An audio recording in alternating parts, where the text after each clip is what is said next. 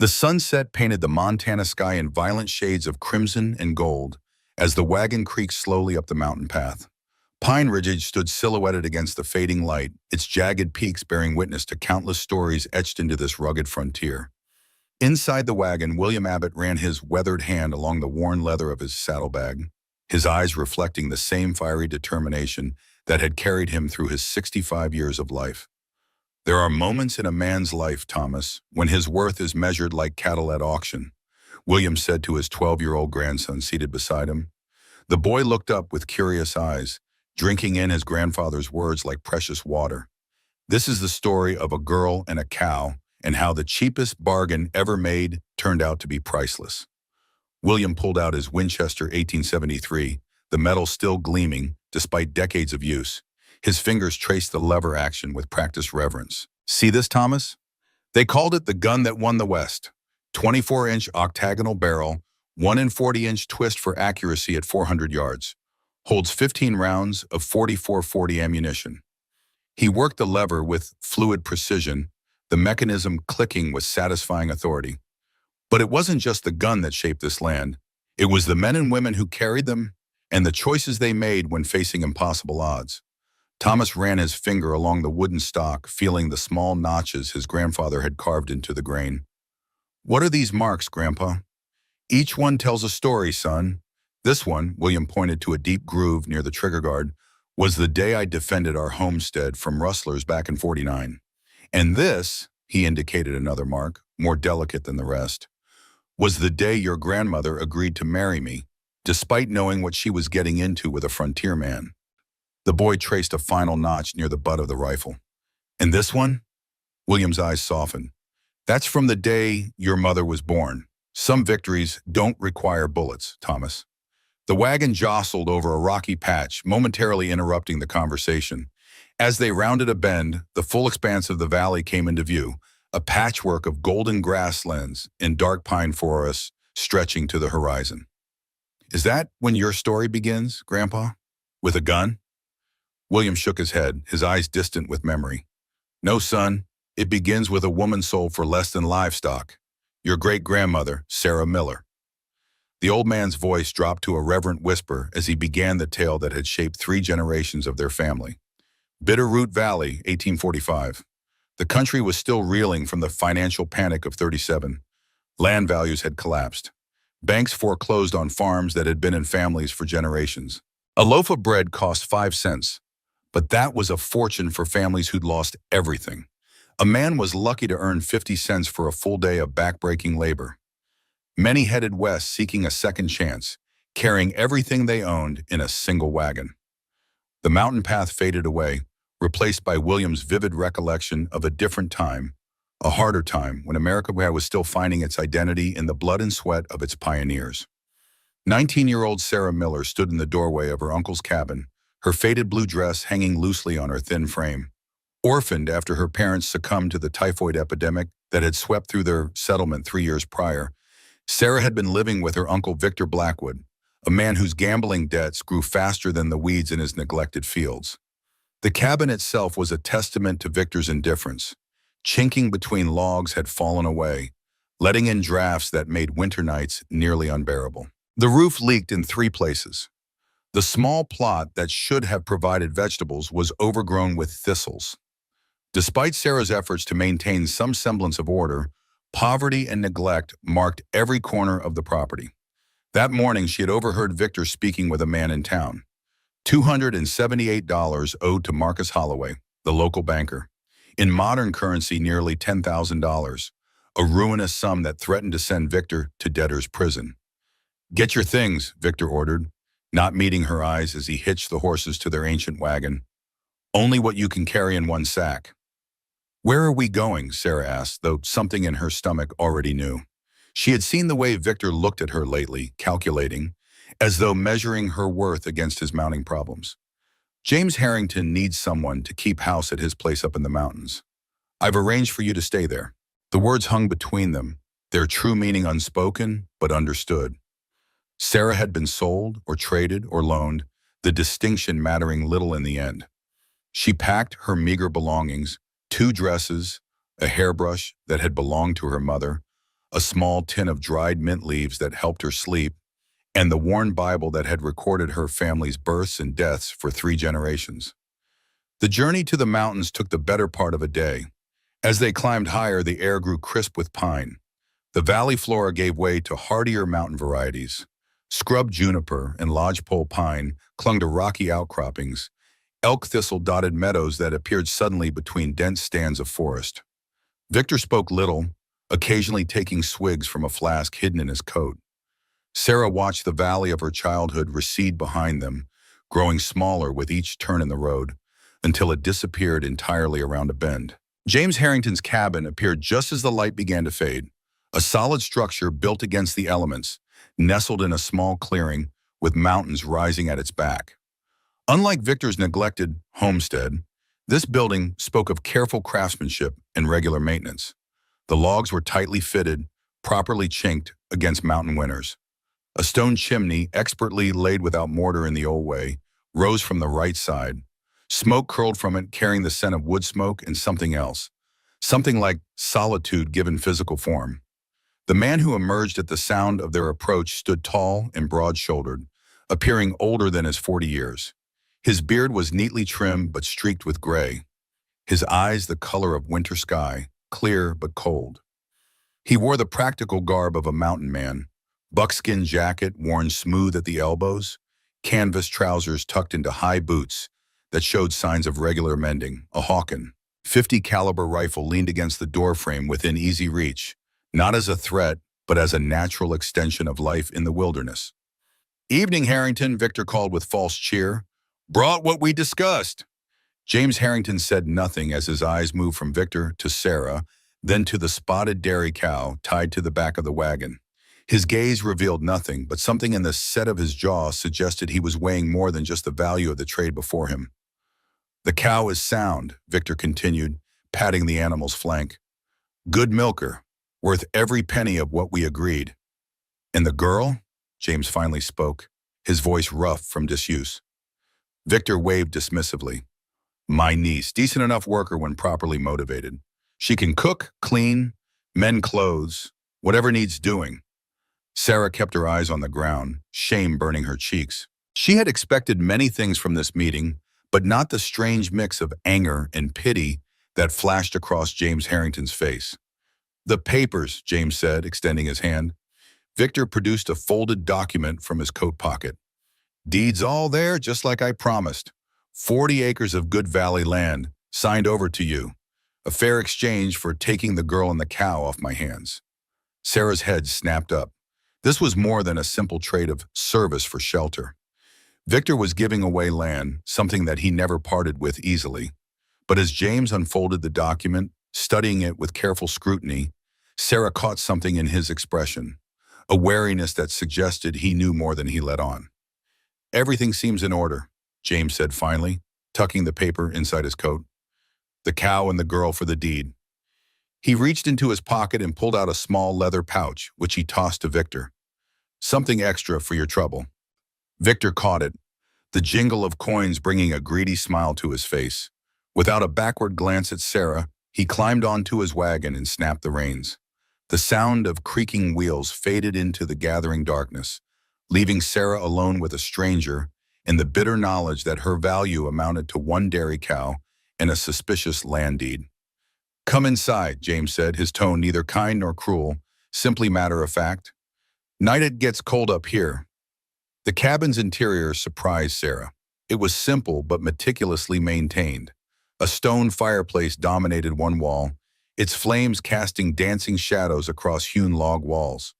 The furniture was sturdy and handmade, a table and chairs of pine, their joints fitted without nails using dovetail technique. A rocking chair with arms worn smooth from use.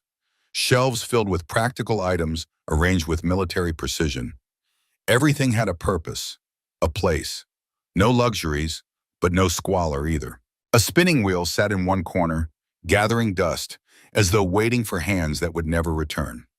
James moved around the space with the economy of someone accustomed to solitude, hanging his coat on a peg, adding wood to the fire, setting a kettle to boil. Sarah remained by the door, clutching her small sack of possessions, uncertain of her place in this new reality. There's a room in the back, James said, nodding toward a door. Was meant for, well, doesn't matter now. It's yours. Has a bed and a trunk for your things. Sarah blinked in surprise. She had expected to sleep on the floor near the fire, or worse, to share his bed. A room of her own seemed an unexpected luxury. Thank you, sir, she whispered, the first words she'd spoken since arriving. James glanced at her, something unreadable crossing his features. James, not sir. And you're Sarah, yes? She nodded. I don't keep prisoners here, Sarah. You work, you earn your keep. That's the arrangement. But you're not property, clear? Yes, James.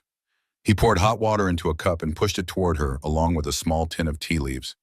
Get some rest. Morning comes early in the mountains. The small room was sparse but clean, with a narrow bed covered in a faded quilt and a cedar trunk at its foot. A tiny window looked out onto the dark forest beyond. As Sarah set her sack down, the light from her candle revealed small marks on the wooden wall beside the bed, notches at varying heights, the kind parents make to track a child's growth. In the corner sat a small wooden horse, expertly carved but missing one leg. Sarah ran her fingers over the growth marks, a lump forming in her throat. This room had belonged to a child once. What had happened to them? She sat on the edge of the bed, listening to James moving about in the main room. The occasional clink of metal or scrape of a chair, the only sounds breaking the profound mountain silence. She did not cry. She had stopped crying years ago when her mother's fever had taken a fatal turn despite Sarah's desperate prayers. Tears changed nothing in a world that valued women at less than livestock. Instead, she unpacked her few possessions, folding them carefully into the trunk, and lay down fully clothed on the bed, pulling the quilt around her shoulders. Through the thin wall, she could hear James settle into a chair near the fire. There was no pacing, no muttering, none of the restlessness that had characterized her uncle's evenings. Just the quiet presence of a man comfortable with silence, at peace with his solitude. Until now. The first rays of dawn were filtering through the small window when Sarah woke. For a moment, disorientation gripped her as she stared at unfamiliar walls. Then yesterday's events flooded back, and she sat up quickly, afraid she had overslept her first day of duties. But when she emerged from her room, the main cabin was empty. James was already gone, but he'd left the fire stoked and a pot of coffee warming at its edge. Beside it sat a small revolver and a folded piece of paper that read simply, "Know how to protect yourself." Sarah stared at the gun, both frightened and oddly touched by the gesture. It was a Colt Patterson 5-shot revolver, an older model but well-maintained. In her uncle's house, she would never have been trusted with a weapon, regardless of the dangers that lurked in the frontier wilderness. She set to work immediately, finding comfort in the familiar rhythms of domestic labor. She swept the packed earth floor, washed the few dishes in the basin, and took stock of the pantry with its stores of dried beans, salt pork, flour, and coffee. Unlike Victor's chaotic household, everything here had a place. The pantry shelves were labeled in a neat hand. Salt pork hung from hooks, wrapped in cheesecloth to keep flies away. A barrel of flour had a proper wooden cover fitted with a leather gasket to prevent weevils. Outside, she discovered chickens in a coop that needed tending, a small vegetable garden showing signs of basic but regular care, and the cow, now hers by association, lowed softly from a small lean-to. As she worked, Sarah began to observe the details of James Harrington's life. His tools hung in precise order on the wall, axes and hammers arranged by size and function. His few books, mostly practical guides to hunting and wilderness survival, sat neatly on a shelf along with a Bible that showed signs of regular use, its leather binding worn soft at the corners, a red ribbon marker frayed from handling. Mid-morning, Sarah tackled the task of butchering a chicken for the evening meal. Her uncle had never bothered to teach her this skill, considering it men's work, but she had watched carefully on the occasions when traveling butchers visited their settlement. She worked slowly, recalling each step, using James's sharp hunting knife to separate joints and remove feathers. The process was messy but methodical. First, the killing, quick and merciful with a sharp blade, then dunking the carcass in hot water to loosen feathers before plucking. The gutting required concentration, careful not to puncture the intestines. She saved the heart, liver, and gizzard, knowing from experience these could enrich a stew. The blood was collected for pudding, the feet for stock. Nothing wasted, a frontier necessity. When she finished, her hands were raw from the cold water and speckled with blood, but a sense of accomplishment warmed her. One more skill mastered, one more step towards self-sufficiency. She rendered the fat for soap making later, recalling her mother's lessons on combining it with oil made from wood ash, one of the few memories she had preserved from before the epidemic. James returned as the afternoon shadows lengthened, carrying a brace of rabbits. He paused in the doorway, taking in the changes to his cabin, the swept floor, the chickens simmering in the pot, the fresh water in the basin. "You've been busy," he noted, hanging his rifle on its pegs.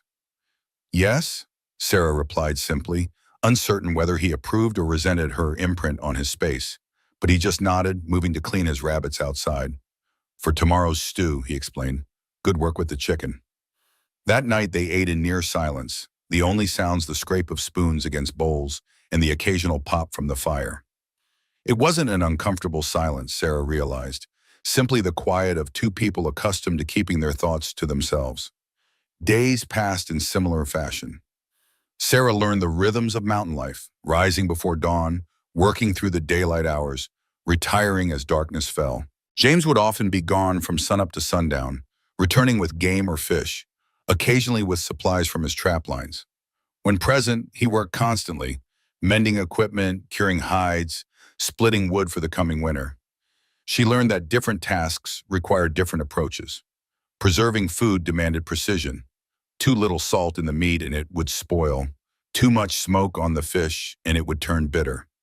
She discovered the mountain's seasonal offerings, wild berries in summer's meadows, mushrooms after autumn rains. The taste of fresh trout, cooked minutes after being pulled from the stream, became a small pleasure. Gradually, Sarah began to read the nuances in James's silences.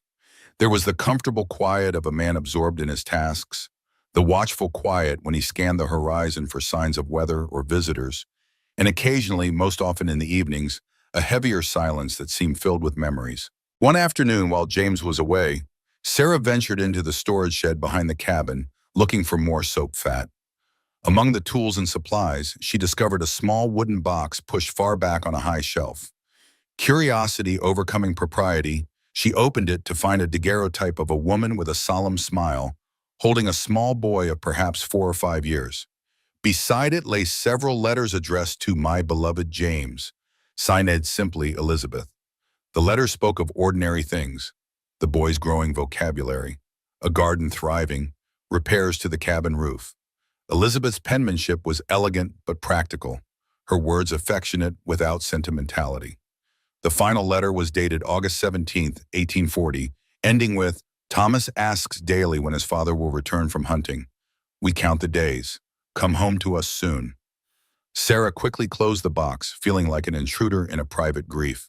But the discovery explained much about the man who had taken her in, the spinning wheel gathering dust, the small room that was meant for someone else. James Harrington had once had a family in this cabin. What had happened to them remained a mystery. Deeper in the shed, Sarah found military discharge papers. James Harrington, former lieutenant in the frontier forces, honorably discharged in 1839 after service under Zachary Taylor. He had fought in the early conflicts that would later escalate into the Mexican-American War, distinguished himself in several campaigns, and returned to civilian life with commendations. One notation caught her eye. Lieutenant Harrington demonstrated exceptional courage during the Okeechobee engagement, carrying 2 wounded men to safety under heavy fire. Another document mentioned a severe injury to his right leg, explaining the slight limp she had noticed when he was tired. Most revealing was a small leather-bound journal, its pages filled with a man's attempt to process grief.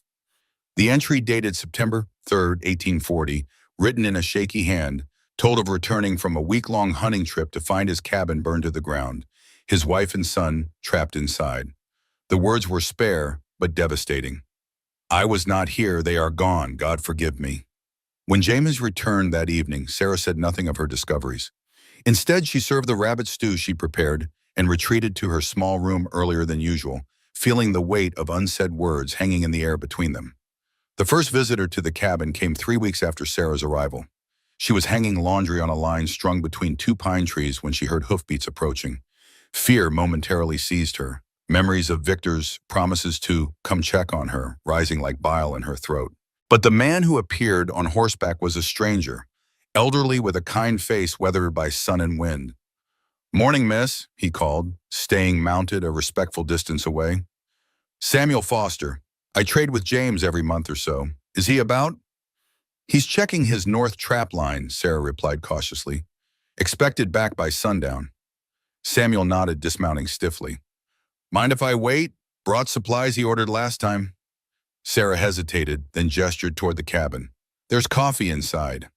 Samuel Foster proved to be a welcome break in the isolation of mountain life. A former fur trapper turned merchant, he now made regular circuits between the scattered homesteads and the growing settlements in the valleys below. His packhorse carried a diverse inventory: ammunition, salt, coffee, medicines, and occasionally books or newspapers from as far away as St. Louis. "Been riding these mountains for 40 years, Samuel told her as they sat on the cabin's small porch, sipping coffee. "Started when beaver hats were still the fashion back east. Seen a lot of changes. Territory filling in, government drawing lines, making treaties, breaking most of them." He pointed toward a distant peak. "Blackfoot hunting grounds lay beyond that mountain. Good people if you respect their ways. Traded with them for years before the army came through. More importantly, he brought news of the world beyond their mountain. Congress is still arguing over the Oregon Territory," he told Sarah. "British pushing one boundary, we're pushing another. Whole thing will likely end in a treaty, but men are staking claims now, hoping the borders fall in their favor." He described a new settlement starting in the valley, 30 miles east. Mostly Easterners with big dreams and soft hands. Half won't survive their first winter, but the rest might build something lasting. Sarah listened eagerly. Her education had been limited to basic reading, writing, and ciphering, but she had always hungered for knowledge of the wider world. "And how are things in town?" she asked carefully, wondering if there was talk of her situation. Samuel's eyes softened with understanding. "If you're asking if folks are gossiping about you being here, yes, there's been talk. Always is when a young woman lives with an unmarried man, proper or not." Sarah felt her cheeks burn. "But," Samuel continued, "those whose opinions matter know James Harrington is a good man. Not much for talking, but his word is solid as these mountains. If he says the arrangement is proper, most decent folk accept it." He leaned forward, lowering his voice though there was no one else to hear. "Frontier justice works different than back east. Out here, we judge by actions, not appearances. James has earned respect the hard way." "How?" Sarah couldn't help asking.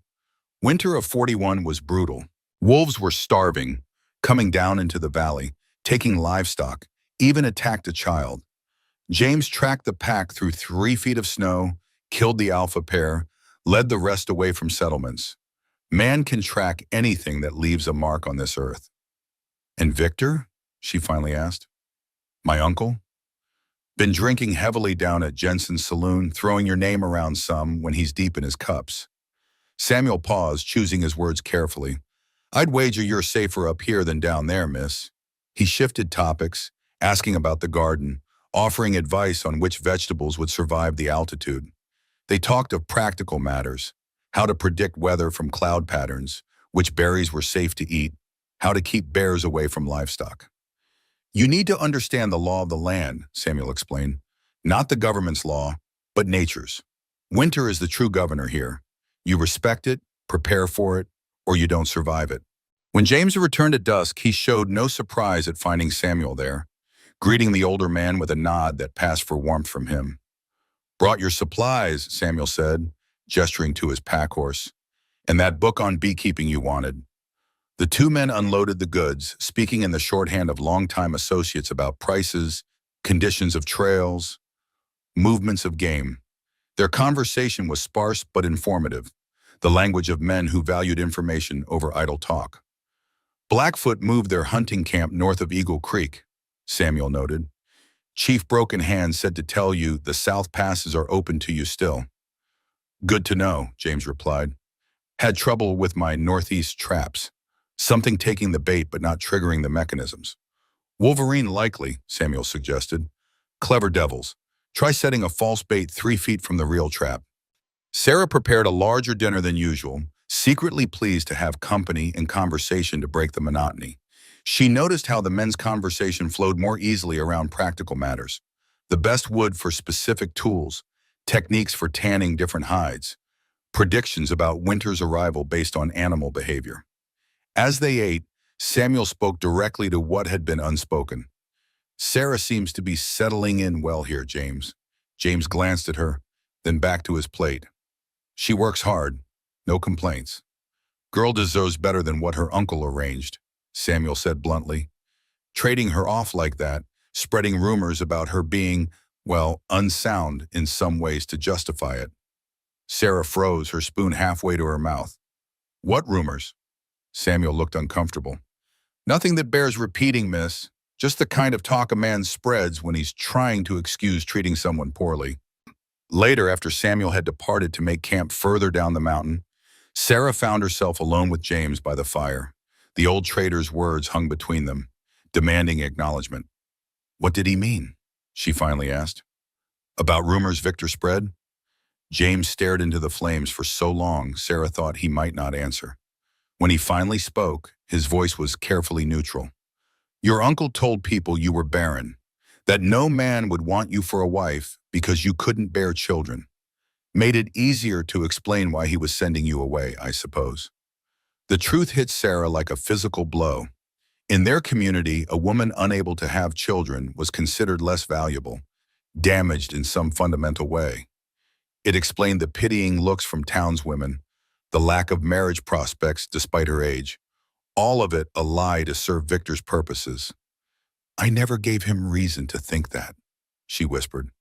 It's not true. Most things men like Victor say aren't, James replied, poking at the fire. They sat in silence after that, but it was a different silence than before, one that acknowledged a shared understanding of injustice. Before retiring, James added, almost as an afterthought, a man should be judged by what he builds, not what he destroys. Your uncle builds nothing. The next evening, Sarah noticed James's shirt had torn at the shoulder seam, probably caught on a branch during his hunting. While he sat cleaning his rifle by the fire, she took up needle and thread and began to mend it, her fingers working with practiced precision on the worn fabric. James looked up, watching her work. You don't have to do that. I know, she replied softly, continuing her careful stitches. Something shifted in that moment, subtle but significant. It was the first thing she had done, not because it was expected or required, but because she wanted to. A small assertion of choice in a life where choices had been stripped from her. James studied her for a moment longer, then returned to his rifle. But Sarah sensed a new awareness between them, a tentative recognition of each other not as arrangement, but as people. The following week brought the first heavy rain of the season, turning the mountain paths to mud and keeping them confined to the cabin. James took the opportunity to teach Sarah how to clean and load the small revolver he had left for her, his hands steady as he demonstrated how to measure powder and set the percussion caps. Most creatures out here, human or animal, will leave you be if they know you can hurt them, he explained, watching as she practiced the loading sequence. It's when they sense weakness that trouble comes. He broke down the mechanics of the weapon with military precision. 5 chambers in the cylinder. Single action means you cock the hammer first, then pull the trigger. Aim for the center of what you can see. Don't try for fancy shots like in dime novels. Sarah nodded, absorbing both the practical lesson and the deeper philosophy behind it. Life had taught her similar truths, though she'd never had the means to defend herself before. Tomorrow, weather permitting, we'll practice with targets, he said, returning the pistol to her. A gun you can't use accurately is just dead weight. That evening, as rain drummed against the roof and thunder rolled across the valleys below, James retrieved something from his trunk, a book with a worn leather cover. Can you read? Did he ask, the question direct but not unkind? Yes, Sarah replied. My mother taught me before she passed. He handed her the book, a collection of poetry by William Wordsworth. Read some aloud if you would. Been a while since these walls heard a woman's voice reading. Sarah opened to a random page and began to read, her voice tentative at first, then gaining confidence as she moved through the verses. James sat with eyes closed, listening, occasionally mouthing certain lines as if they were Old friends revisited. When she finished the poem, silence fell between them, but it was a different quality of silence than before. Not empty but filled with something unspoken, yet mutually understood. The next morning dawned clear, the rain having washed the world clean. James took Sarah to a small clearing behind the cabin where he had set up several targets, tin cans arranged on a fallen log. "Watch first," he instructed, drawing his own sidearm, a larger Colt Navy model. He demonstrated proper stance, grip, and sighting, then fired 5 shots in rapid succession, each one sending a can flying. Sarah's first attempts were less successful. The gun's recoil surprised her, sending her shots wild. James corrected her grip, showing her how to brace for the kickback, how to squeeze rather than pull the trigger. By the end of the hour, she had hit 3 targets, a triumph that brought the first genuine smile to her face since arriving. As they walked back to the cabin, James pointed out various animal tracks in the soft ground, the delicate prints of deer, the distinctive pad marks of a mountain lion, the scattered evidence of wild turkeys foraging for insects. "Reading sign is as important as reading books out here," he explained. "Track's depth tells you how heavy the animal is, how fresh the print. See how the edges of this one are still sharp? Passed through no more than an hour ago. Blurred edges like those turkey tracks mean older. Maybe yesterday." Sarah proved an attentive student, quickly learning to distinguish between similar tracks and to note the subtle indicators of an animal's behavior, a deer browsing leisurely versus one moving with purpose or fear. As the days grew shorter, James spent more time preparing for winter. He showed Sarah how to check the cabin's chinking, demonstrating how to mix clay, grass, and pine pitch to seal gaps between logs.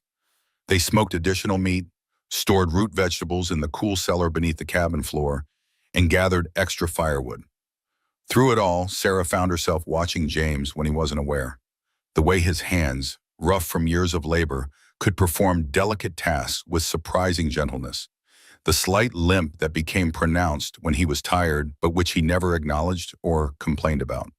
The way his eyes sometimes drifted to the mountains, as if searching for something lost beyond them.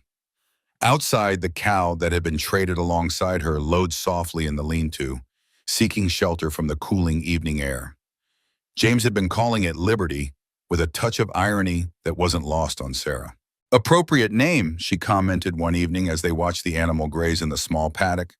"Figured if I was part of a bad bargain, I might as well acknowledge it," he replied, the closest he'd come to directly addressing the circumstances that had brought her to his door. "Was it?" Sarah asked quietly. "A bad bargain?"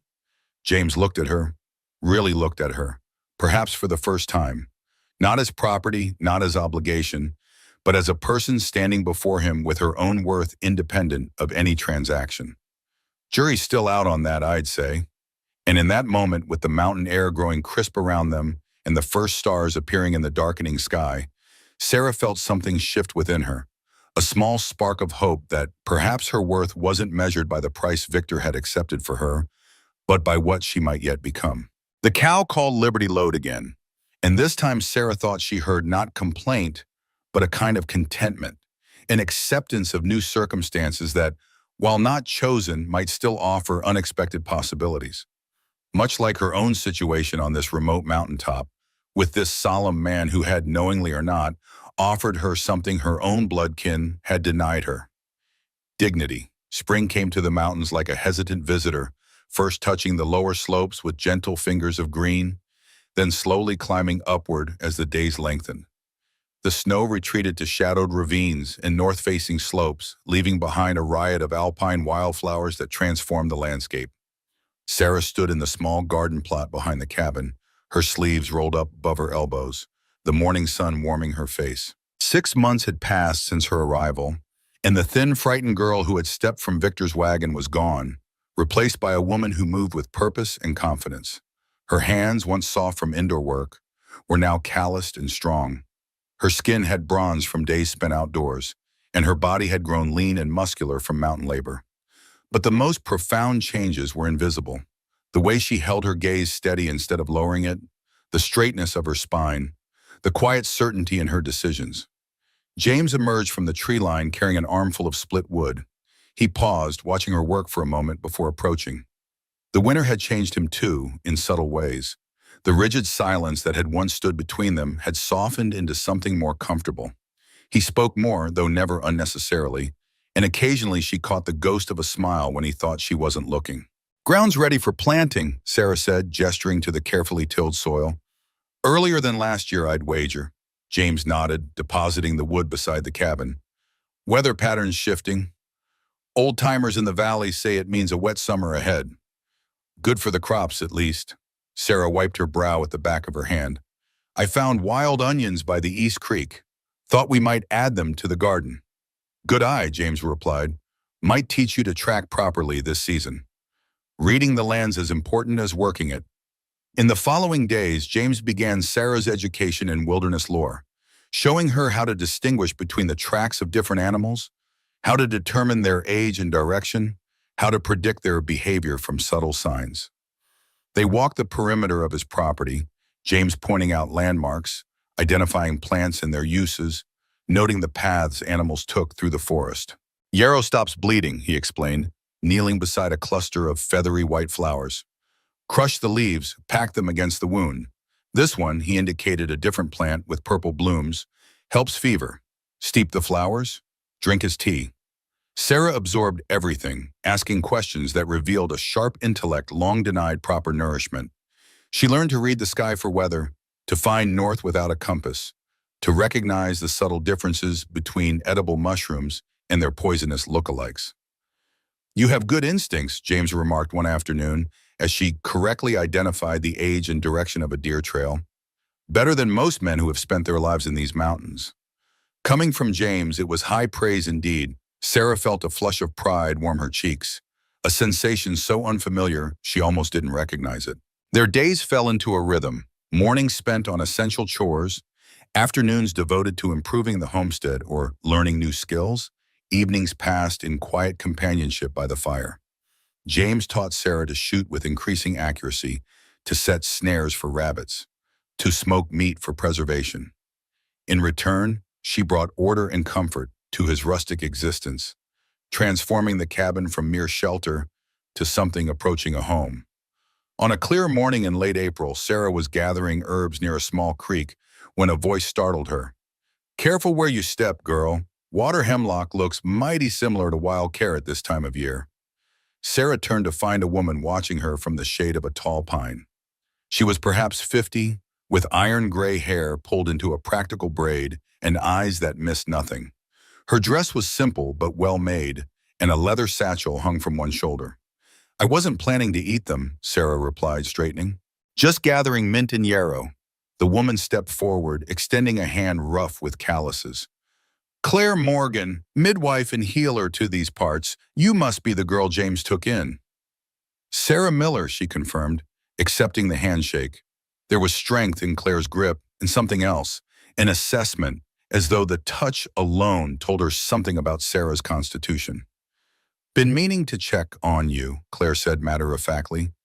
"Make sure James wasn't working you to death up here. Man's got no concept of what's reasonable to expect from others, only himself." Despite the critical words, there was affection in Claire's tone, the kind reserved for old friends whose flaws were well known and forgiven. "He's been fair," Sarah said. "More than fair, considering." Claire's shrewd eyes studied her face. "Considering he got you in trade for a cow?" "Yes, word travels, even in these mountains." Sarah felt heat rise to her face. "It wasn't his idea." "Course not. That's pure Victor Blackwood thinking." Claire spat on the ground. "Known that man 20 years. Never met anyone more skilled at calculating human value in dollars and cents." She gestured to Sarah's basket. "You know which part of the yarrow to use?" "Flowers and upper leaves for tea, crushed stems for wounds," Sarah replied, pleased when Claire nodded approval. "Come along then. I'm headed to your cabin. Been treating James for that leg of his since he first came to these mountains. Stubborn as a mule about it, but he respects my remedies, at least." As they walked, Claire revealed herself to be a fount of information, not just about medicine, but about the area and its inhabitants. She had been born in the valley, daughter to a trapper and a Nez Perce woman, and had inherited knowledge from both traditions. "Your uncle spread word you were barren," Claire said abruptly as they neared the cabin. "Said it was why no man would have you." Why he had to trade you off. Sarah's steps faltered. I know. James told me.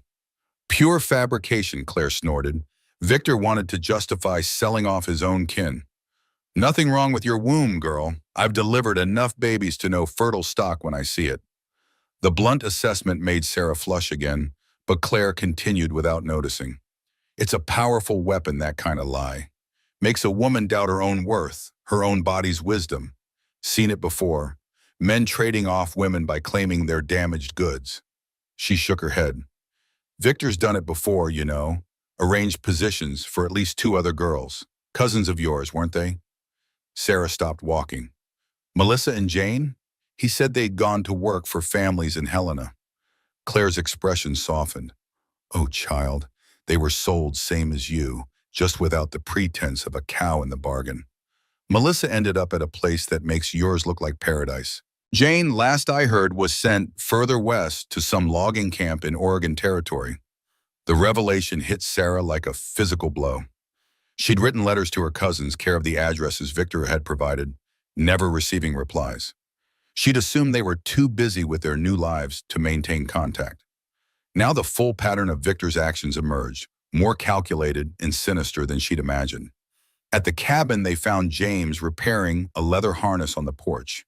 He acknowledged Claire with a nod, unsurprised by her appearance. The midwife immediately set about examining his injured leg, unwrapping the bandage he wore beneath his trouser leg to reveal an old wound, healed but still angry-looking after all these years. Been favoring it again, she accused, prodding the scarred flesh. Told you to use the willow bark tea when it pains you. Don't have time for sleeping all day, James replied, though he submitted to her ministrations without further protest. Stubbornness doesn't impress me, James Harrington, Claire retorted. Known you too long for that. Sarah watched their interaction with interest. It was the first time she'd seen James defer to anyone, and the easy familiarity between them suggested a long-standing relationship. Claire stayed through the evening meal, sharing news of the valley and dispensing medical advice with equal authority. She told of new settlers arriving, of political tensions brewing over the Oregon boundary, of a new gold strike in California that had men talking of heading west come summer. World's changing fast, she observed, accepting a cup of coffee after dinner. Government men came through last month, surveying for the territorial maps. Won't be long before they start enforcing proper deeds and titles. James's expression remained neutral, but Sarah noticed his hand tighten slightly around his cup. Speaking of deeds, Claire continued, that paper Victor gave you. You've had it looked at? Not yet, James replied, his tone discouraging further inquiry. Claire raised an eyebrow but didn't press the issue. Instead, she turned to Sarah. Girl needs to visit town sometime, James. Been up here, 6 months without seeing another soul besides Samuel and now me? Not natural. Been busy, James said, but his expression suggested he recognized the logic of Claire's argument. I'll ride with her next week, Claire declared. Need supplies anyway. After Claire departed the following morning, Sarah found James more taciturn than usual, his attention focused on splitting wood with methodical precision that suggested inner turmoil. You don't have to take me to town, she said, approaching cautiously. James paused, the axe held mid-swing. Need supplies regardless. Claire's right. You should see more than just this mountain. He resumed chopping, the axe biting deep into the pine log. Town's different than what you remember. More people since the boundary talk started. Some good, some not. Sarah recognized the warning in his words. I'll be careful.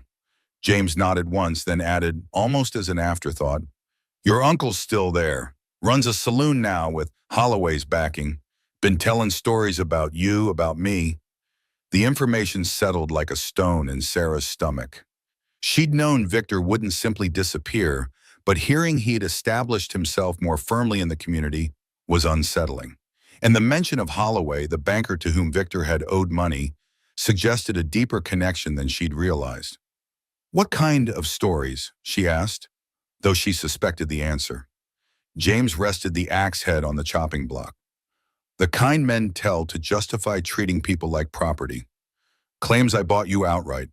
Says I got the better deal since the cow's giving milk and you're giving... He stopped, unwilling to repeat the crude insinuation. I see, Sarah said quietly. The familiar shame tried to rise within her, but she pushed it down. And people believe him? Some do, others know better than to trust a man who'd sell his own kin. James's eyes met hers, clear and direct. Truth has its own weight, Sarah. Lies might fly fast, but they don't fly far. The day of their trip to town dawned clear and mild. Sarah dressed in her best clothes.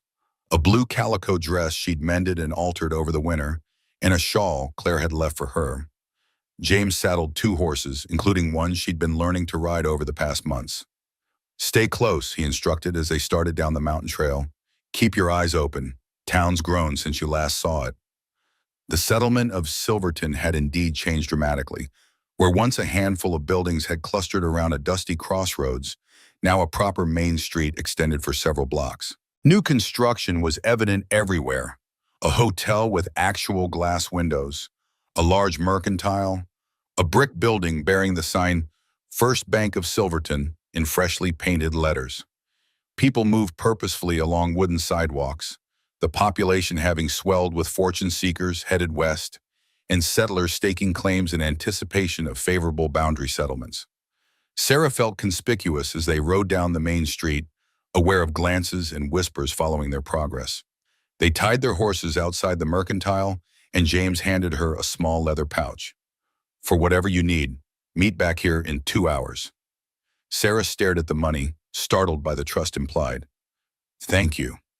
Inside the mercantile, she selected practical items: thread, needles, a new knife for kitchen work, some spices they couldn't grow themselves. The shopkeeper, a thin man with spectacles perched on a sharp nose, watched her suspiciously until she placed James's coins on the counter. Money, it seemed, erased at least some prejudice. As she browsed the fabric section, considering whether to indulge in material for a new dress, a woman's voice cut through her thoughts. So it's true. The Blackwood girl is living with that mountain man. Sarah turned to face 3 women, clearly respectable town matrons in their fine dresses and carefully arranged hair.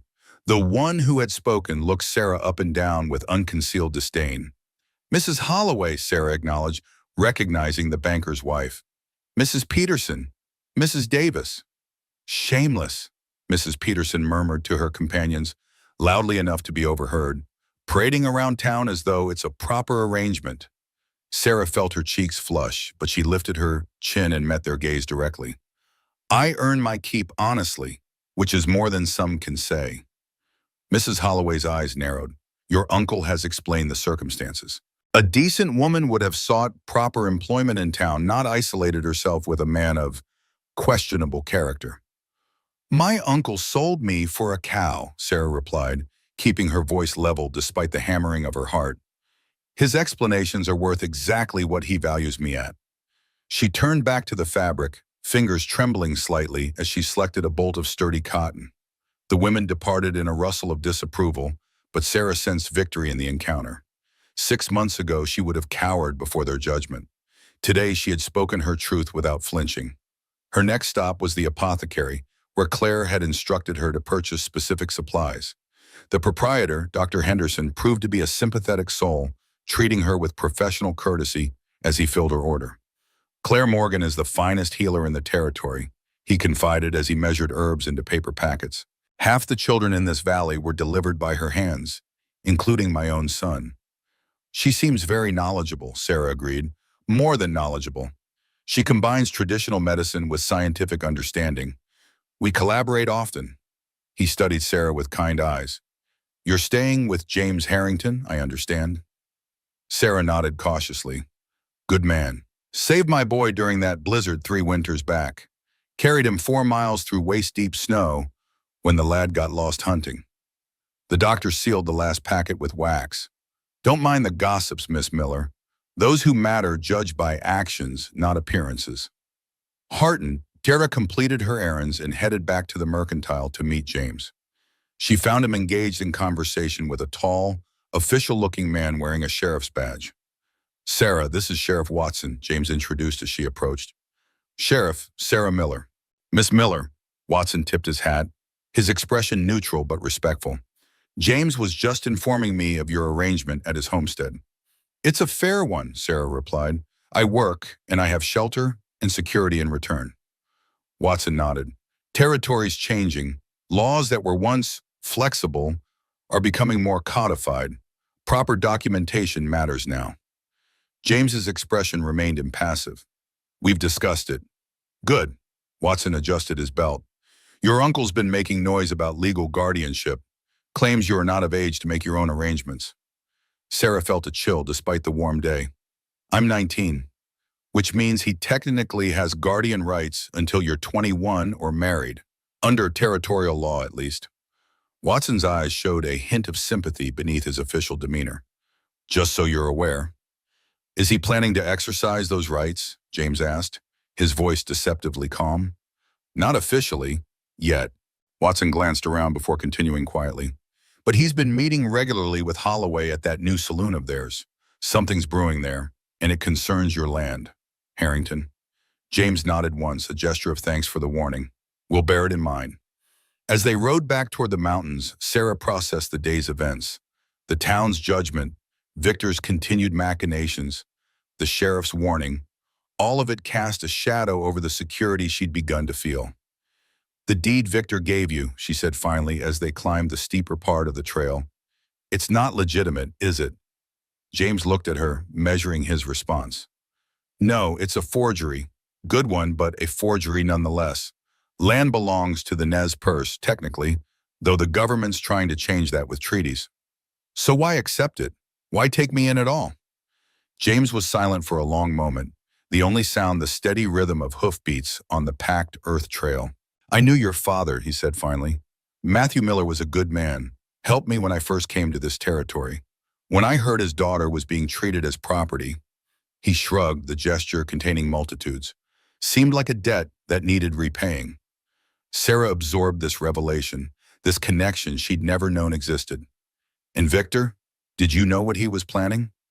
Not specifics, but men like him, they always have schemes.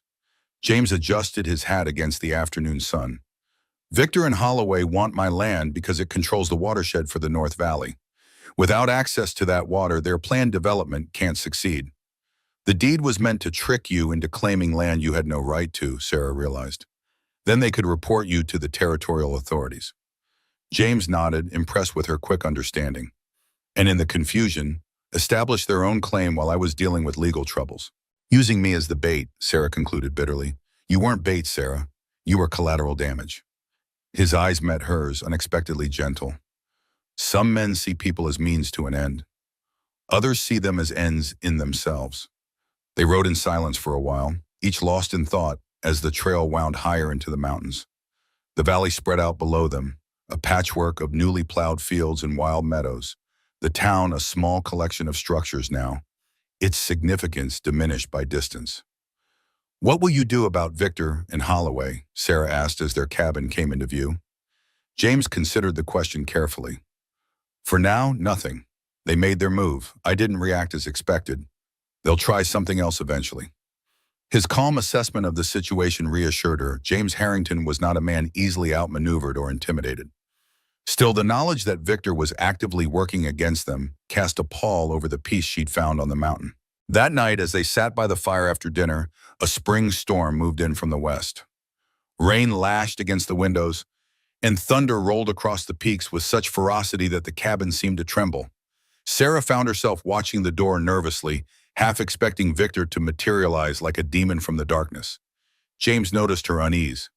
Storm can't hurt us in here, he said, misinterpreting her concern. It's not the storm, she admitted.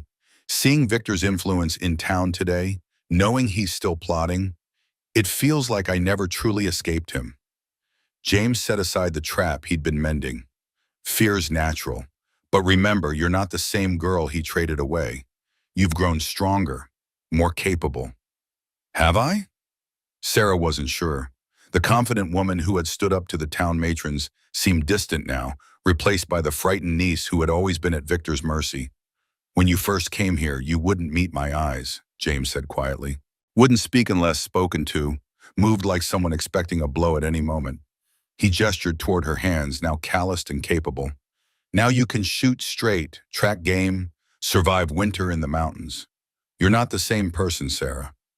Even if Victor doesn't recognize that, you should. His words warmed something inside her, a recognition of truth that went deeper than fear. She had changed, had grown into someone Victor wouldn't recognize or understand, someone who belonged to herself first. The storm intensified, rain turning to hail that clattered against the roof like thrown pebbles. A particularly violent thunderclap shook the cabin, and without thinking, Sarah moved closer to James on the bench they shared. Their shoulders touched, the contact brief but electric. "I'll check the barn," James said suddenly, standing. "Make sure the animals are secure." "In this?" Sarah gestured toward the window, where lightning illuminated the torrential downpour. "Storm's likely to get worse before it gets better. Won't take long." Before she could protest further, he had donned his oilskin coat and disappeared into the tempest.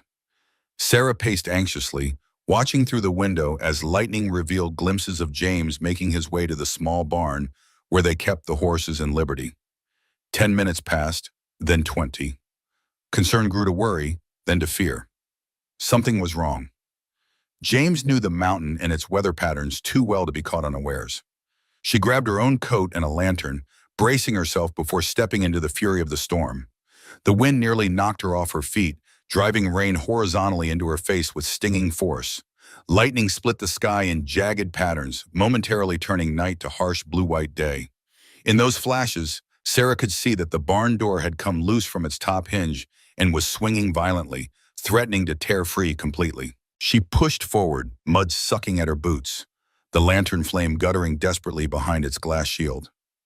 Another lightning strike revealed James struggling with the door, trying to secure it against the gale-force winds. As she watched, a powerful gust wrenched the heavy wood from his grasp, slamming it against the barn wall with such force that the remaining hinge gave way. "James!" Her cry was lost in the howling wind. She slipped in the mud, falling hard onto her knees, the lantern flying from her grasp. Pain shot through her palms as she caught herself on sharp stones hidden in the muck. The lantern, miraculously still lit, rolled several feet away. Strong hands suddenly gripped her shoulders, lifting her up. James's face, illuminated by another flash of lightning, was a mask of concern and something like anger. "Foolish girl!" he shouted over the storm's roar. "You'll catch your death out here." He half carried her toward the barn entrance, where at least they would have some shelter from the rain. Inside, the horses whinnied nervously, in Liberty lowed with bovine disapproval at the disruption. "I was worried," Sarah explained, trembling from cold and adrenaline. "You were gone so long." James retrieved her fallen lantern and hung it on a hook. In its soft glow, she could see he was soaked through, water dripping from his beard and hair.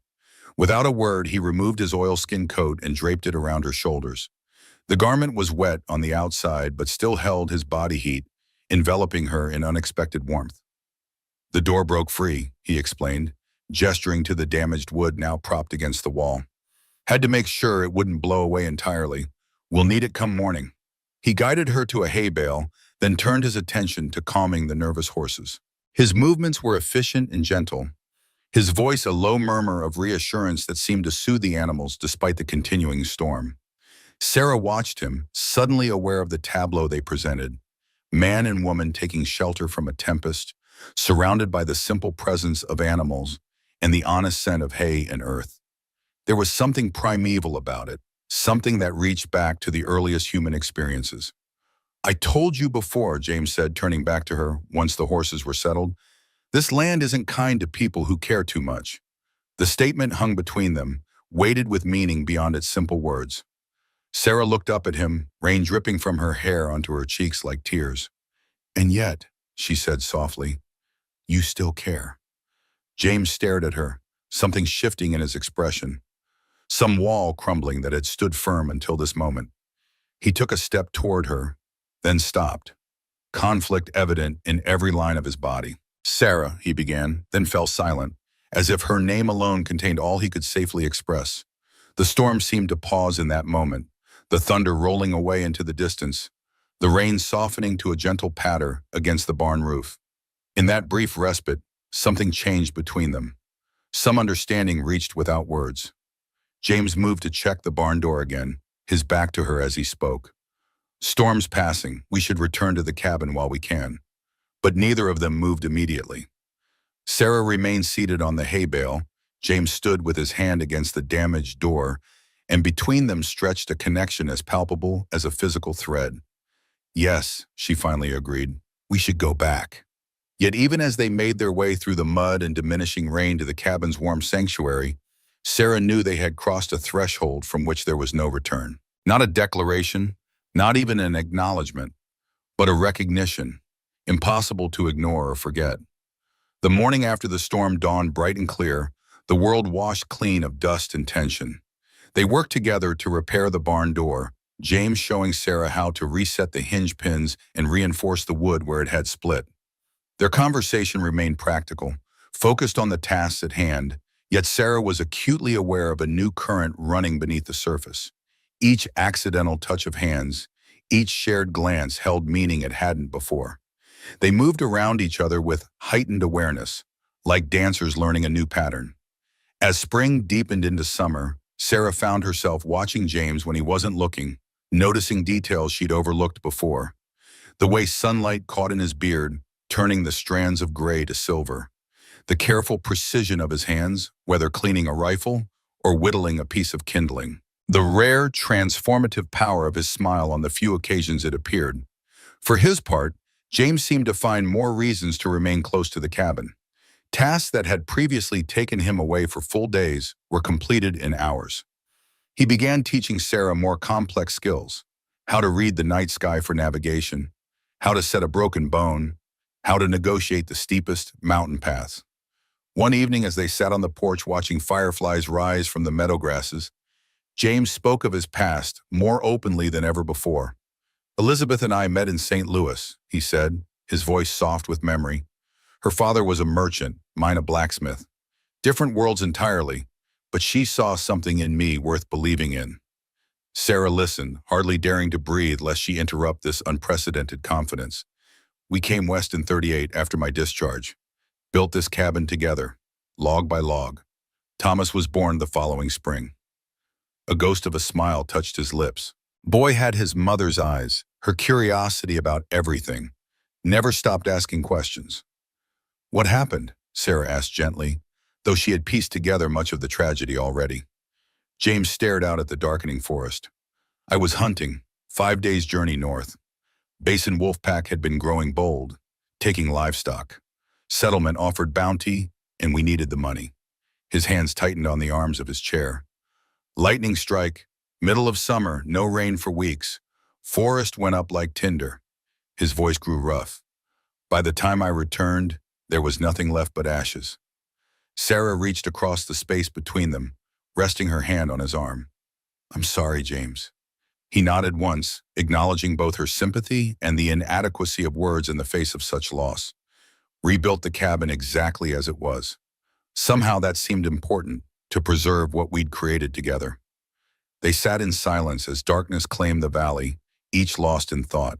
Finally, Sarah spoke the question that had been growing in her mind for months. "Do you ever regret taking me in, accepting Victor's bargain?" James turned to look at her, his expression serious but tender in the fading light. Not for a moment. The simplicity and certainty of his answer made her heart catch. Before she could respond, a sound from the forest edge drew their attention. Horses approaching, moving fast despite the gathering darkness. James was on his feet instantly, hand moving to the rifle that never left his side. "Inside," he ordered quietly. "Get the revolver I gave you." Sarah obeyed without question, hurrying into the cabin to retrieve the weapon from its place beside her bed. By the time she returned to the porch, 3 riders had emerged from the trees into the clearing. Even in the dim light, she recognized the central figure immediately. Victor Blackwood had come to claim what he believed was his. Victor Blackwood sat astride his horse with the arrogant ease of a man accustomed to getting his way. Flanking him were 2 strangers, rough-looking men with hands resting casually on holstered pistols. Behind them, partially obscured in the gathering darkness, a 4th rider remained at a slight distance, his features hidden beneath a wide-brimmed hat. "Evening, Harrington," Victor called, his voice carrying the false warmth that had always preceded his worst actions. "Fine place you have here. Prospering, I see." James stood immobile on the porch, rifle held at a casual angle that nonetheless left no doubt about his readiness to use it. "State your business, Blackwood." Victor's smile didn't reach his eyes. "Just checking on my investment. Family obligation, you understand. Making sure my niece is being treated appropriately." His gaze shifted to Sarah, and she felt a familiar chill at the calculating assessment in his eyes. But now, armed with James's revolver and months of hard-won confidence, she met his look steadily. "I'm well, Uncle," she said, her voice stronger than she'd expected. "As you can see." "More than well, I'd say," Victor replied, his tone insinuating. "Quite comfortable with your arrangement, though I wonder if you understand the legal complexities of your situation." James took a subtle step forward, positioning himself between Sarah and the mounted men. "If you've come to discuss law, dawn would be a better hour, with the sheriff present." The fourth rider moved his horse forward then, entering the pool of light cast from the cabin windows. As he lifted his face, Sarah recognized Marcus Holloway, the banker to whom Victor had owed money. Now it seemed they were partners. "No need for such formalities, Harrington," Holloway said smoothly. "We're all reasonable people here." "Some more than others," James replied, his tone deceptively mild. Holloway dismounted, moving with the confidence of a man used to deference. "Let's speak plainly. The territory is changing. Government surveyors are establishing proper boundaries. Legitimate claims require legitimate paperwork." "Your point?" "That deed Victor provided you," Holloway smiled thinly, "has come under some scrutiny. Questions about its authenticity have been raised with the Territorial Land Office." James's expression remained impassive. "By you, I imagine." "As a banker, I have certain obligations to report suspected irregularities." Holloway spread his hands in a gesture of false regret.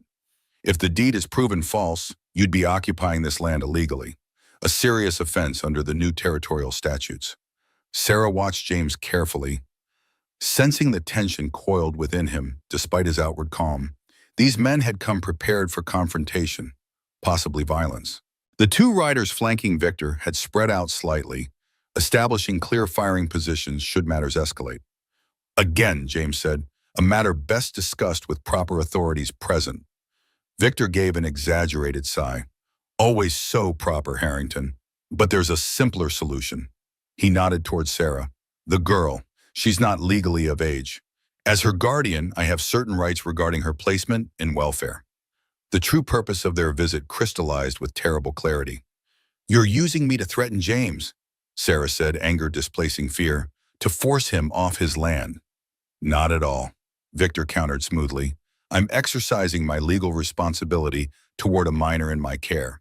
If Harrington contests the deed and loses, he faces imprisonment for fraud. If he relinquishes his claim quietly, you return with me to town as the law dictates, and everyone continues with their lives." "I'm not going anywhere with you," Sarah stated firmly. "You misunderstand, niece." Victor's false warmth evaporated, revealing the cold calculation beneath. "This isn't a request, it's an ultimatum. Either Harrington signs over any claim to this land, or we take you back by force and report him for both fraud and abduction of a minor." The two unknown riders shifted in their saddles, hands moving closer to their weapons. The message was unmistakable. They hadn't come merely to talk. "You've overplayed your hand, Victor," James said quietly. "Sarah stays where she chooses. The land remains mine by right of 7 years' continuous occupation. Any paper proving otherwise is your forgery, not mine." Victor's face darkened with anger. "You're a fool, Harrington. This valley is changing. Men like Holloway and me are its future. We've got connections with the territorial governor, arrangements with the railroad companies. This land will be ours one way or another." "Not tonight it won't," James replied, raising his rifle slightly. For a tense moment, no one moved. The only sounds were the soft nickering of horses and the distant call of a night bird.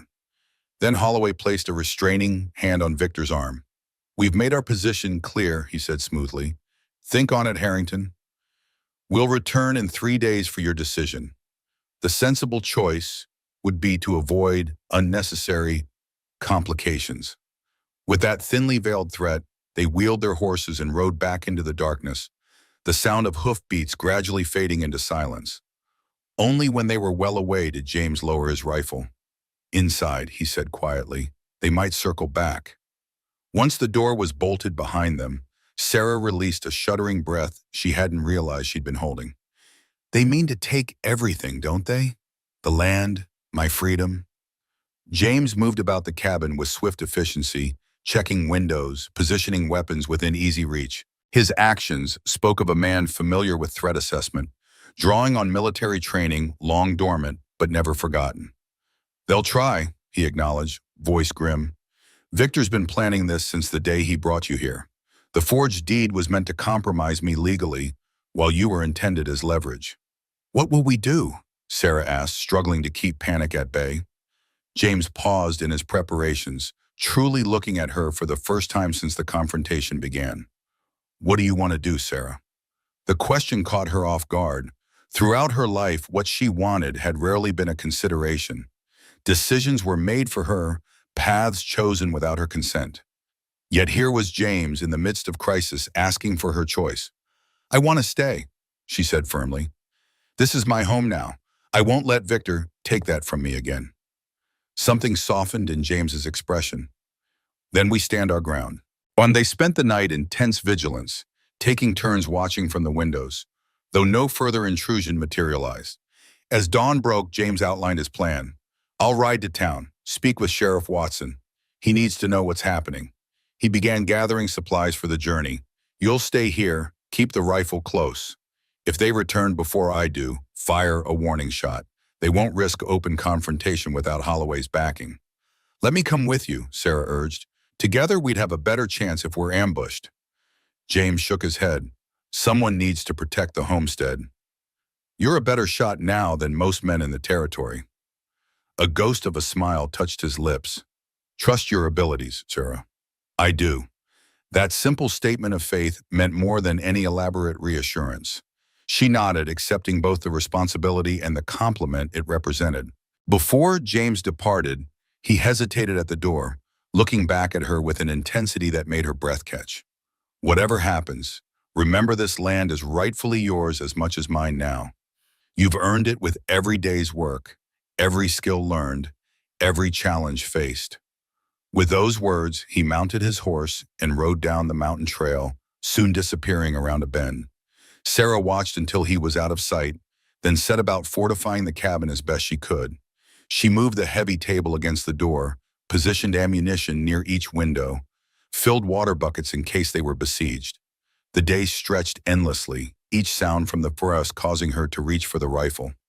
By late afternoon, with no sign of either James or their adversaries, Sarah found herself pacing anxiously, fighting to control her imagination, which conjured increasingly dire scenarios. Had James been ambushed on the trail? Arrested in town on false charges? The questions multiplied with each passing hour, feeding her growing fear. As dusk approached, she heard hoofbeats approaching and positioned herself at the window, rifle ready. Relief flooded through her as she recognized James's distinctive silhouette, but it quickly turned to alarm when she saw he was slumped forward in the saddle, one arm pressed against his side. She rushed outside to help him dismount, gasping when her hand came away bloody from his coat. What happened? She demanded, supporting him as they made their way to the cabin. Ambush, James grunted, his face pale with pain and blood loss. 2 miles south of town. Victor's men. Inside, she helped him to the bed and carefully removed his coat and shirt. A bullet had grazed his side, cutting a deep furrow across his ribs. The wound was serious, but not immediately life-threatening, if she could stop the bleeding and prevent infection. Watson, she asked as she gathered bandages and Claire's medicinal herbs. Never reached him. James winced as she began cleaning the wound. 4 men waiting at Pine Creek Crossing. Shot from cover. Cowards. Sarah worked methodically, applying the herbal poultice Claire had taught her to prepare, then binding the wound tightly with clean strips of linen. James watched her, his eyes reflecting both pain and a strange pride. You've learned well, he murmured as she tied off the final bandage. Had a good teacher, she replied, forcing a smile despite her worry. Now rest. You've lost blood. James shook his head stubbornly. No time. They'll come tonight. Victor won't waste this advantage. You can't fight like this, Sarah protested. Not alone, he agreed, his gaze holding hers. Together. That single word contained volumes. Trust, partnership, equality. Not a man protecting a helpless woman, but two people defending what was mutually theirs. Sarah nodded, accepting both the danger and the profound shift in their relationship it represented. They prepared as best they could, positioning themselves strategically within the cabin, windows cracked just enough to allow clear shots without exposing themselves unnecessarily. As darkness fell, they waited in tense silence, listening for any approach. The attack, when it came, was heralded by a flaming arrow arcing through the night sky to land on the barn roof. The dry summer wood caught quickly, flames spreading with alarming speed. More arrows followed, some targeting the cabin itself, others further illuminating the night to expose any defenders. "They're trying to flush us out," James said grimly, positioning himself at the south window. "Watch the tree line to the east. They'll use the fire as distraction." Sarah took up position at the indicated window, forcing herself to breathe slowly, to remember everything James had taught her about marksmanship under pressure. The burning barn cast an eerie orange glow over the clearing, creating dancing shadows that could hide approaching attackers. A movement caught her eye, a figure darting between trees, rifle in hand. She tracked him carefully, remembering James's instruction. "Breathe out slowly as you squeeze the trigger. Never pull." The rifle bucked against her shoulder as she fired, and the figure stumbled, then fell. "Good shot," James said quietly, his own rifle cracking as he fired at attackers approaching from the south. "Two more on your side." The night dissolved into a chaos of gunfire, smoke, and shouted orders from their unseen attackers. Sarah lost track of time, focusing only on the rhythm of loading, aiming, firing, then shifting position to avoid return fire. Her ears rang from the constant gunshots, her shoulder ached from the rifle's recoil, but a strange calm had settled over her. Not fearlessness, but a clarity of purpose that transcended fear. James fought with the precision of a trained soldier despite his injury, each shot deliberate and economical. They functioned as a seamless unit, covering each other's vulnerabilities, communicating with minimal words. When one reloaded, the other provided covering fire. When attackers shifted position, they adjusted accordingly. A bullet shattered the window near Sarah, sending glass fragments slicing across her cheek. She ducked instinctively, then returned fire at the muzzle flash she'd spotted. A cry of pain told her she'd found her mark. "They're pulling back," James announced after a particularly intense exchange of gunfire. Regrouping. The brief respite allowed them to assess their situation. The barn was fully engulfed now, the heat palpable even inside the cabin. Several windows were broken and bullets had splintered the door and one wall. James's bandage had soaked through with fresh blood, his face alarmingly pale in the firelight. "How many?" Sarah asked, reloading her rifle with hands that remained surprisingly steady. "At least 6, James replied. "Victor and Holloway are directing from the South Ridge, too cowardly to risk themselves directly." A shout from outside interrupted them. "Harrington, this can end now. Send out the girl and we'll let you live." James and Sarah exchanged glances, a silent communication passing between them. Without words, they confirmed what both already knew. There would be no surrender, no separation. Whatever came, they would face it together. "My answer's on its way," James called back, then nodded to Sarah. In perfect synchronization, they fired through separate windows, their shots causing a flurry of movement and curses from their hidden attackers. The assault resumed with increased ferocity, bullets peppering the cabin from multiple directions. James and Sarah maintained their defense, but their ammunition was running low, and James was weakening visibly from blood loss. "Sarah," he said during a momentary lull, his voice strained, "there's a trap door beneath the pantry shelf. Leads to a root cellar with a tunnel that exits in the eastern ravine. My emergency escape route." "I'm not leaving you," she replied immediately, understanding his intention. "Not asking you to, asking you to survive." His eyes, fever bright with pain and determination, held hers. "This land is yours now, our home. Someone needs to defend it when I can't. When we get through this together," she corrected firmly, "we'll defend it together." Before James could argue further, the night was split by a new sound. Multiple gunshots from the direction of the mountain trail, followed by shouts of alarm and confusion from their attackers. Fresh riders had arrived, their approach masked by the noise of battle. "What the hell?" James muttered, peering cautiously through the shattered window. Sarah risked a glance outside and gasped in astonishment. Sheriff Watson had arrived with at least a dozen armed men, their rifles trained on Victor's scattered forces. The tide had turned so suddenly it seemed almost miraculous. "Throw down your weapons." Watson's authoritative voice carried clearly across the clearing. "You're surrounded and outnumbered." A confused flurry of activity followed, some of Victor's men surrendering immediately, others attempting to flee into the forest only to be intercepted by Watson's deputies. Through it all, Sarah kept her rifle trained on the southern ridge where Victor and Holloway had been directing the attack, but in the chaos, she lost sight of them.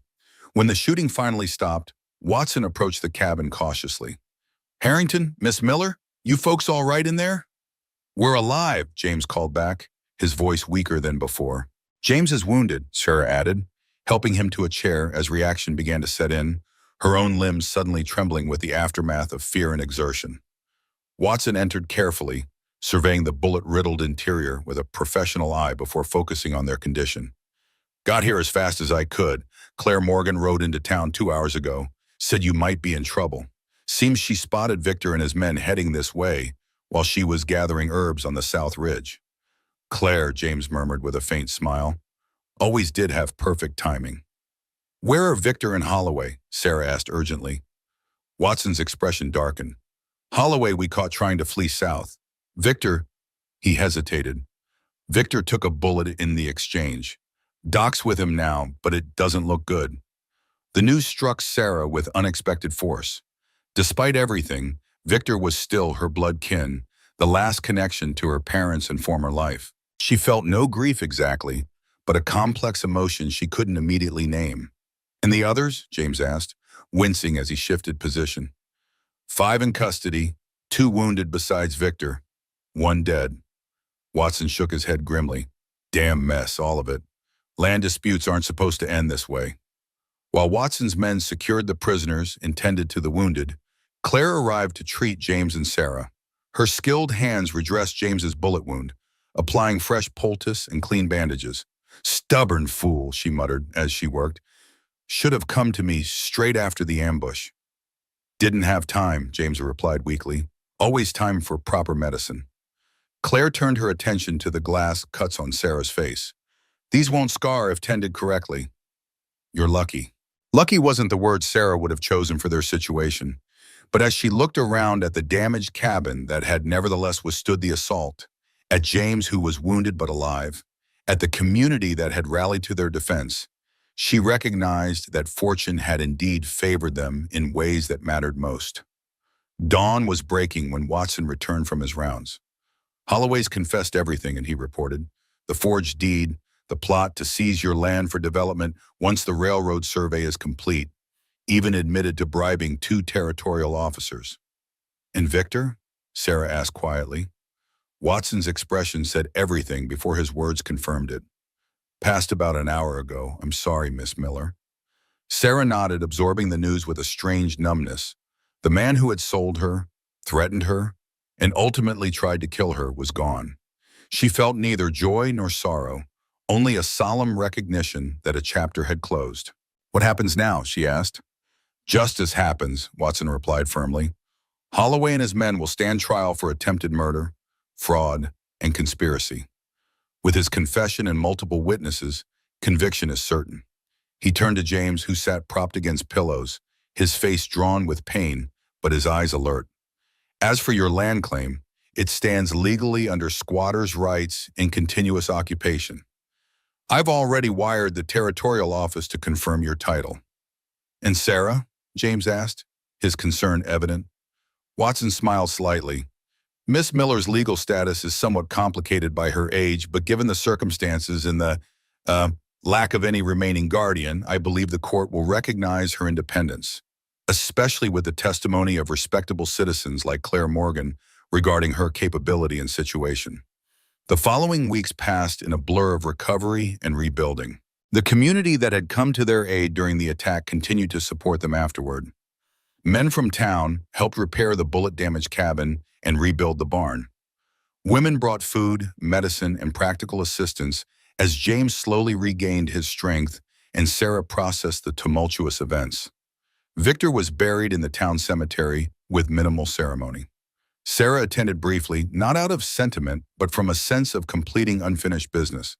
As the plain pine coffin was lowered into the ground, she felt the last ties to her former life being severed, leaving her free to fully embrace the new one she was building. James's recovery progressed steadily under Claire's expert care and Sarah's constant attention. The bullet wound healed cleanly, though it left another scar to join the collection his body already bore. More significant was the change in his demeanor, a new openness, as though the battle had broken down the final barriers he'd maintained around his heart. One evening, as they sat on the newly repaired porch watching summer stars appear above the mountain peaks, James took Sarah's hand in his.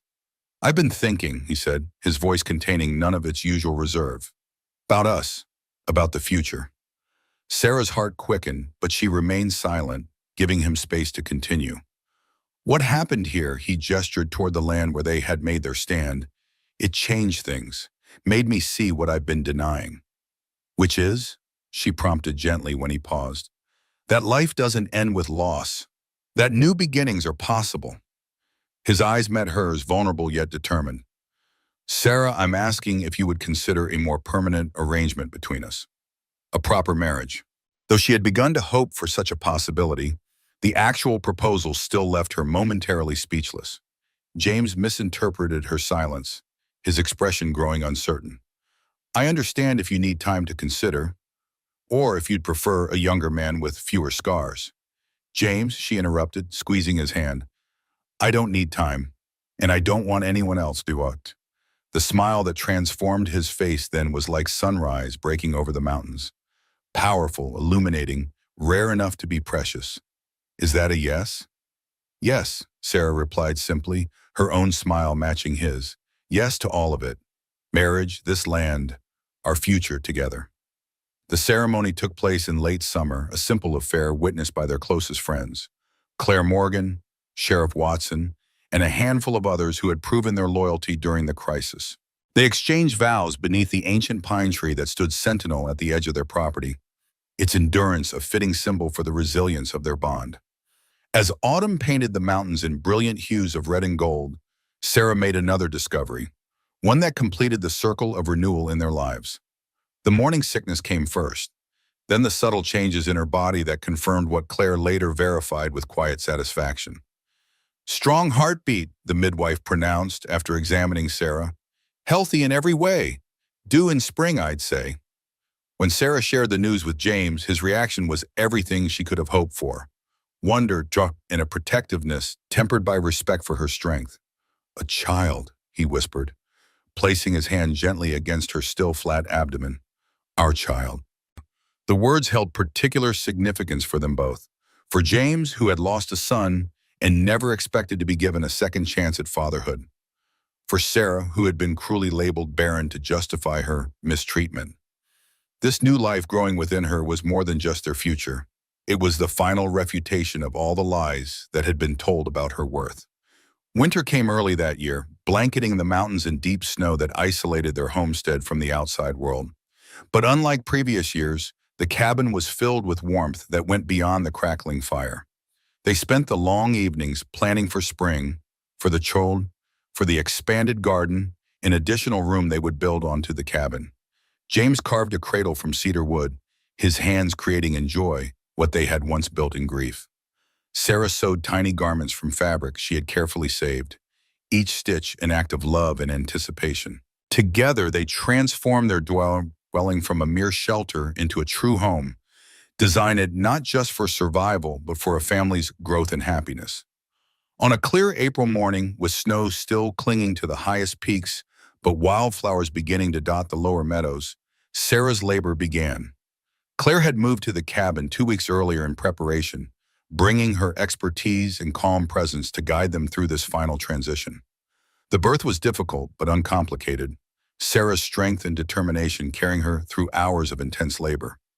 James remained by her side throughout, his steady support never wavering despite his own anxiety. As dawn broke over the eastern ridges, Their son entered the world with a lusty cry that echoed through the cabin and into their hearts. Claire placed the swaddled infant in Sarah's arms, her usually stoic face softened with genuine emotion. "A perfect boy," she declared. "Strong lungs, good color, all fingers and toes accounted for."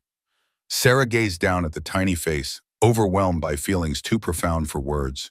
When she looked up at James, she saw tears tracking unashamedly down his weathered cheeks as he reached out a tentative finger to touch his son's downy head. "What shall we call him?" she asked softly. James considered for a moment, his expression solemn. "William," he suggested, "after your father." The choice touched her deeply, not just honoring her family, but acknowledging that their son would carry forward both their bloodlines, both their histories. William James Harrington, she affirmed, a good, strong name for a new beginning. 3 days later, when Sarah was strong enough to walk short distances, James led her and the baby to a special place at the edge of their property. There, beneath the spreading branches of an ancient pine, he had erected a simple wooden cross. "For Elizabeth and Thomas," he explained quietly. "And for the past we honor but no longer let define us." Sarah understood the profound significance of this gesture. James wasn't erasing his first family, but acknowledging them as part of the journey that had led to this moment. By bringing his new wife and son to this place, he was connecting past and present, grief and joy, loss and renewal. They stood together in respectful silence, the baby sleeping peacefully in Sarah's arms, unaware of the emotional weight of the moment, yet integral to its healing power. No words were necessary between them. Their shared understanding transcended language. As they walked back to the cabin, Sarah reflected on the extraordinary path that had brought her here. From being valued at less than livestock to standing as an equal partner in both love and land. From powerless dependence to capable strength. From isolation to connection. "Penny for your thoughts," James said, noting her contemplative expression. "I was thinking about value," she replied, "about how wrongly it can be measured." He nodded, understanding immediately. By the wrong people using the wrong standards. "Yes."